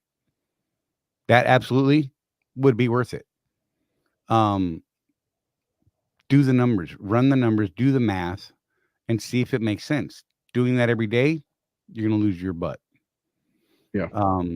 So just remember that it's not the be all, cure all, end all of everything. We would like it to be something much more than it is, to be an actual load board, not a glorified macro 30. But it's not. It is what it is for right now and probably the foreseeable future, to be realistic. They've spent a lot of time and money getting it to where it is. Lord knows how long it will take for any real meaningful improvements. Well, I'm just going to point out Sonar. Okay. Yeah. Great case in point. So use it for what it is. Let's get past what it's not. I hope you guys understand what it is not. It is not a real load board. It is a look at 18 hours of freight in the Swift system. Yep. Now, Brett did say on his live, though, that they are still planning on adding another load board to it. So I don't know. It took us almost 3 years to get what we have. So we'll see. I'm going to be Debbie Downer and say Brett said we were going to be at 65% and have all of this stuff on the load board a year and a half ago. Yeah. I mean, to be fair, his original vision was pretty aggressive. Right. For those of you that don't know, we talked about it back in the day, and he actually came on our show and talked about what his vision was. And that was to get percentage for us and get us access to truckstop.com and maybe that. I don't want people to think I'm blaming Brett. No, Brett, not to say dates, not to put out hard, fast details, because we know and we understand how this stuff changes because we've been here long enough to see all of this stuff. And I can tell you that for a decade, I have been involved in this process in one way or another for at least a decade. I have been standing on a soapbox, screaming, begging, thumping my fists on a table. Anyone who would listen in leadership, a decade to get to where we are right now. It's not Brett's fault. It's not. It's a lack of commitment. Well, so by the board members, the profit makers, and I understand that as well. It's business. Swift is a publicly traded company, and those of you that know how that goes. Brett had a great idea, we thought, but you know what? It had to go through the board of directors to get approved. Right. Good night, gang. And I'll just out what I observed. I'll just tell you what I observed is that Brett had some sort of meeting that he was excited about, and then we did not hear from him for like 3 months after that. Yeah, it was very deflating. I think that he got told no to a lot of the things that he wanted to do with the division from way higher up than him. And look, Swift is a multi-billion-dollar company, man. Right. The decisions that those people make on behalf of the shareholders, I don't know what went into that decision. Right. There's no way for me to know. So don't think that, oh yeah, it's just the 0.01% are sticking it to all of us. No, it's Life just on 18 business. Wheels says shareholders are to blame. I don't think so. Said that, but they're in this to make money. They're not to blame. They're making money. Each of us is trying to make money in our own portion of this equation. Right. And if it doesn't make sense to them, if they're not going to see the profit there, I get that. Life on 18 Wheels said they don't want us to have those crispy $100 bills. Swift is all about Swift, no one else. Okay. So here's the thing. Go ahead. As an entrepreneur, most of us are what's called a solopreneur, right? We're running our businesses by ourselves. In our world, okay, the hierarchy of priority should be people, process, profits, in that order. In a large publicly traded company, by law, okay, guys, this is by law, FTC regulations, the hierarchy of priority is profit, process, people. In that order, by law. If they don't follow that, if they don't protect their shareholders, people go to prison. So please understand that. Their priorities are not your priorities. It's just the way it is. So I would say, Blackbeard, get over that. Nothing's gonna change. Get over it. And you run your business the way you need to succeed. Yeah, I mean, if you can run it within this system that we're in, great. If you need to look somewhere else, then that's what we do. And there's no secret about this. Charley and I are always looking for other stuff. We're really fascinated by two things in particular right now.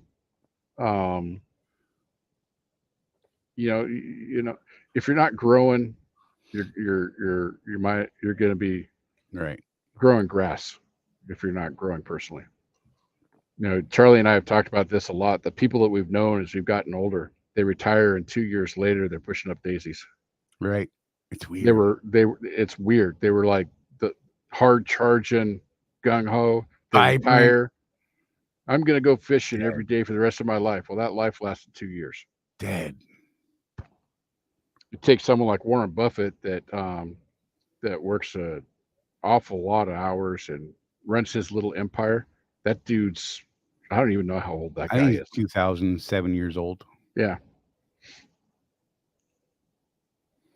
So yeah, it is, when you're talking about publicly traded companies, it is all about the shareholders. Hey, That's the way it is.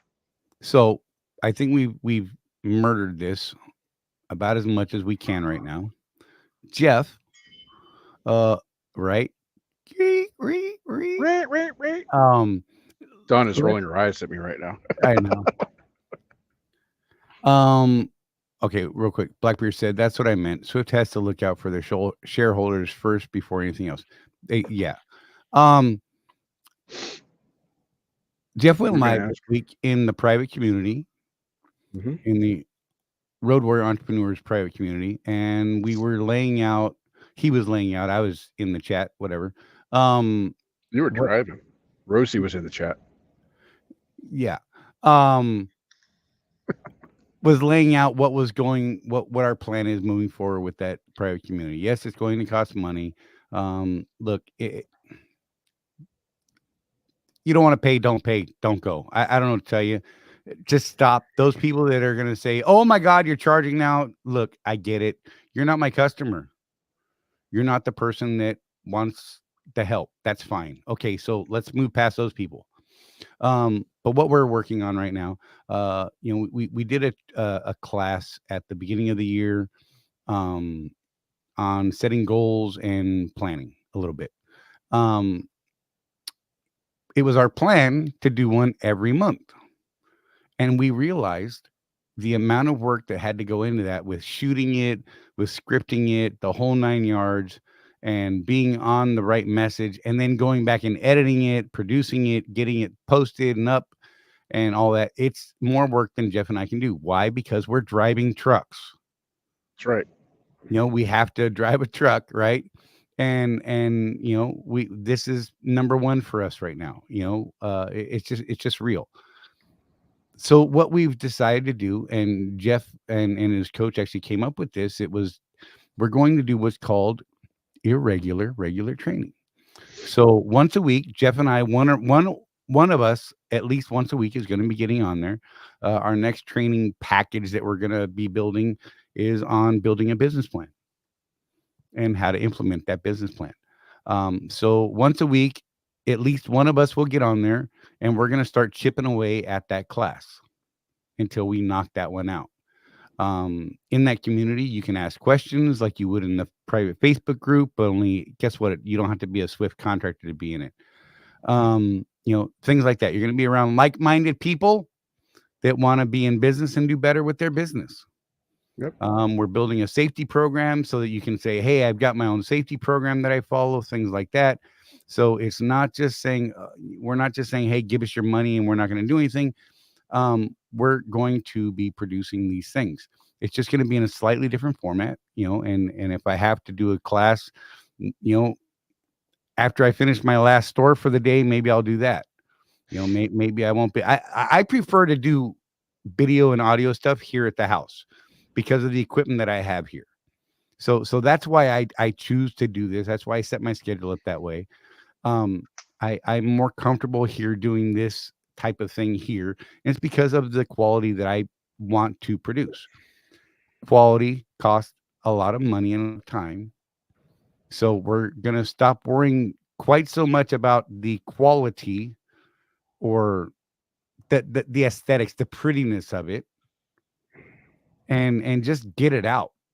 We're just going to get it done, get you the information so you can actually take action and actually produce something that's going to be actionable for you. Did I cover that just about right, Jeff? Yeah. Basically, I'll put a little bit more positive spin on it. Sorry, guys. This is for people that actually want to level up their business in their life. Okay. I've been personally going through a lot of training on how to curate this stuff. Charley mentioned my coach. I actually have a coach that we'll I get him. where I in get the- him by default. Right. And this is something that we came up with when I talked to him last week. It's like, hey, you guys tried to do it the quote professional way. Right. And we did. And I think that we made some headways in quality on that last one, Charley. Mhm. But here's the thing. I'm just gonna put it out there. we were trying to be like a Tony Robbins or one of those guys with the online classes. We're not those guys. Right. And you know what? We are who we are. And we have, real jobs. We drive truck for a living. I may be a And little more brash or crass on the other side. yeah, because I won't be there to watch them. Right. So I'm not going to apologize, but I'm sorry, not sorry ahead of time. It's just, you're going to get the real us, honestly. We're trying to produce a product that's going to do you all some good. Right. So yeah, we're excited about it. This is me excited. You guys know that by now. Right.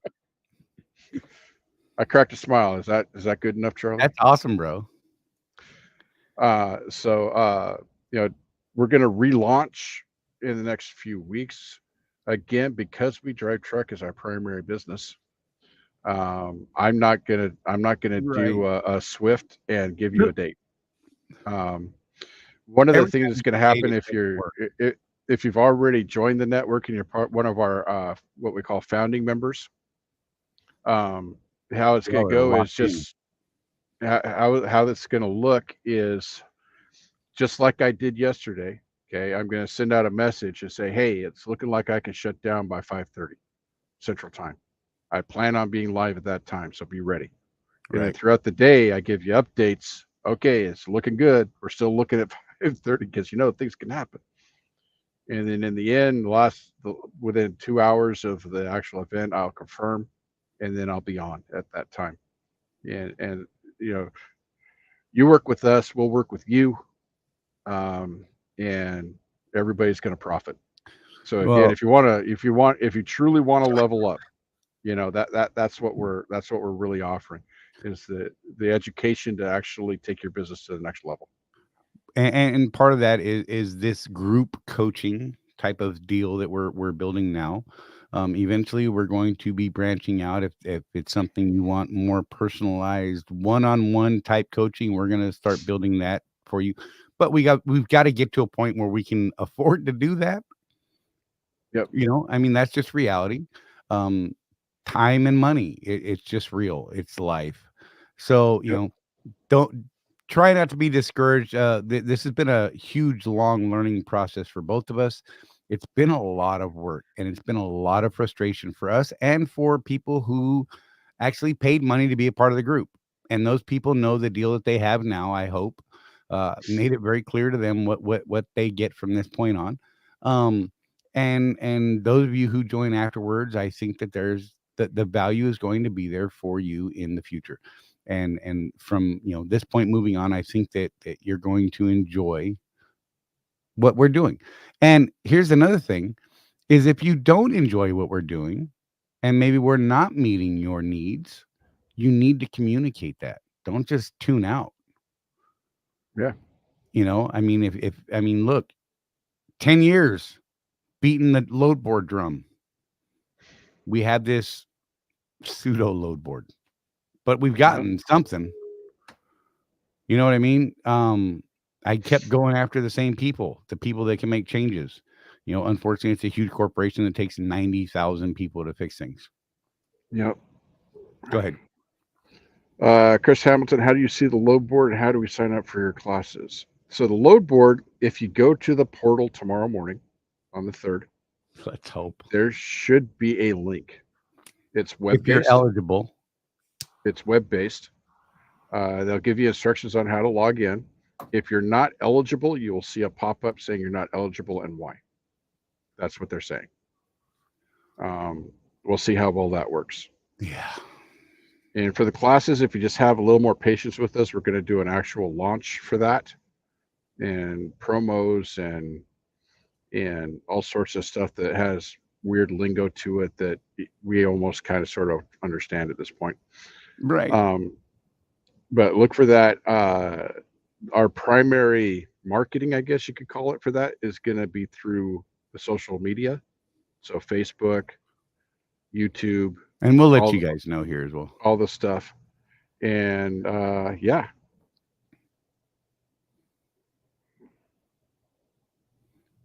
Hey. Wimpy, that's funny. Jim Wall said, I think it's worth it for no other reason than how much I've saved so far from this show and the Facebook group. I appreciate that, Jim. Thank you, buddy. Even though Jim doesn't like me and he likes Jeff better. Wimpy posted Loadboard crashes at 08. Look, you know, you may be right. I'm just saying. I didn't want to say it. You said it. Well, now, you know, Wimpy, one of the reasons it's taken so long for them to give it to all of us is that it did keep crashing. Right. You know, wait. They would had add people to it. Every single person one by one, and it was an average of 30 minutes per person to add it. So that was a whole nother problem. It was just so many. Yeah, it's been a bit of a train wreck. God, I'm just hoping it's all fixed now. And like I said, look, I don't have access to it right now because I'm a team and I'm running Surge on a dedicated account. I'm kind of surprised we haven't gotten that question. So just to put it out there, OTR dry van only. No reefer, no ERF, no flatbed. Brett actually said that flatbed's not happening this year. Right. Period. Solo, not team freight. Flatbed's a little different anyway, Charlie. I mean, the flatbed market at Swift is like, I don't know if it's still that golden triangle thing. Chris said, just trying to get a head start, maybe beat Craig at something. Craig's already in that group, bro. Sorry. That's terrible, but it's true. He's one of the very early people. Oh man, he's early with everything, bro. I'm just saying. But yeah, so Wimpy, I hope you and I aren't like I don't want you to think that I hate you, because I don't. We just have differing views, bro. So we're good. I'm good with if you're good. I'm just saying. Everyone else, if there's any last question you want to get up there, we've only got a few minutes left. We're under 10 minutes left, I believe. 9 minutes right now, something like that. And so if you want to get something in there, quick, throw it up and we'll try and address it real quick. If it's something that we need to take a little more time on, then we will get with you afterwards, or maybe in the comments down below. Don't forget to hit the thumbs and the subscribe button and put the bell and notifications and all that stuff. Mippy said he's going to be in Jacksonville in the morning. I will not be. I'll be in Crystal River. Bro, you want to come over and have lunch in Crystal River? I'm down, man. I might even buy you lunch, bro. I'm just saying. We can go to McDonald's. I'll buy McDonald's. No, I won't. I lied. Wendy's. We can do Wendy's, bro. No, you got to take him to Burger King for breakfast. Oh God, don't go there. Just don't. Rosie, man, she starts salivating in the worst way. But if you're buying lunch, bro, I can take you over to this Cody's Roadhouse, and they're awesome. I'm just saying, they got a great prime rib. That's terrible. I'm just playing. Seriously, look, man, you want to reach out? I ain't mad at you. I'm just saying. Everyone else, seriously, $15 Big Macs. I know, right? Good God, I was so sad at the last time I went to McDonald's for breakfast past week. They've been having a sale on the if you use the app. I don't use the stupid app. I'm so tired of these apps, man. But it's like $1 for a damn McMuffin. Yeah. If you use the app, otherwise it's like $19.73. I can't remember what it was, but there was something that Donna wanted to do. I'm like, well, just download the app, and she's like, another app. Exactly. I really need to clean my phone out because there's so many apps in there that I don't use. I just need to kill them all. How much wood would a woodchuck chuck? A woodchuck could chuck wood. A woodchuck would chuck as much as a woodchuck if a woodchuck could chuck wood. That is the answer to your question, Life on 18 Wheels. And that was fabulous. And thank you for that. You can't throw me, bro. That's one of the best insurance commercials of all time, was the woodchucks. Right. They were awesome. So yeah, I can't wait to see what happens in the morning with the load board. I think all of you are going to be watching to see what happens. I don't know if you're not. Maybe you're not. I don't know. I expect there's a lot of people that are going to be like, bing, first thing in the morning. I gotta get in. Could be rough. Let's see what happens. Yeah, we'll see.